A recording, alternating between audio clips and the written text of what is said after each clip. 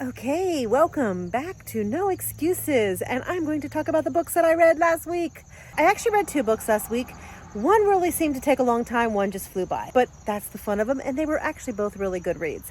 The book that flew by was called Where Coyotes Howl, and this was a book about a lady who went to the Wild West as a school teacher and fell in love with a rancher who turned farmer, and they lived a happy life together. They were so in love. And heartache and struggles came to them. And really, while there wasn't any big issue that they had to overcome, it was just kind of a telling of a story of how life really was in that era. It was actually really good. It talked about the hardships that farmers faced in the Midwest. It talked about a lot of that. It talked about the struggles that women in the frontier faced because they were alone so much and there wasn't the support and all of that stuff. And it was a really, really good book. I would rank it a 3. Yeah, I would actually rank that one a 3. It was a good, solid book. It was, I kept waiting for something to happen, to be a really big drama and a real big issue, but it really just was the telling of the story of life. And I really like social history, so this one was really good for me. It's a good, solid book, 3. The other book I read was The Nazi Officer's Wife. This one is a true story. So this actually checks the box for my monthly reading of nonfiction.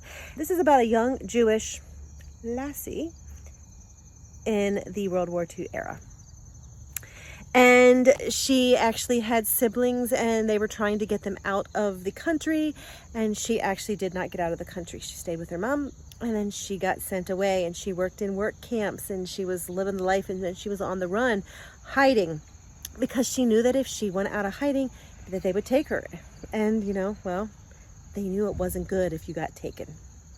And so she was searching, and she did have some friends that were non-Jews, and they actually were able to help her and, get her to a place that would be more safer. And she met somebody, and this person actually married her, knowing that she was a Jew, and he was a Nazi officer.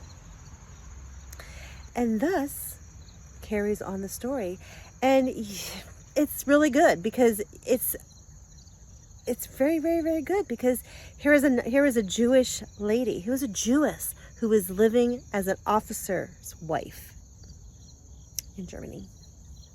Really good book. I would highly recommend it because it just gives a whole different viewpoint to a lot of different things. Sorry this is short. I'm getting back into the swing of it. I finally got my computer, so we're going to get better, and we'll give better reviews, maybe. The Nazi Officer's Wife, 4, definitely. Have you read either one of these? If you have, let me know. No excuses.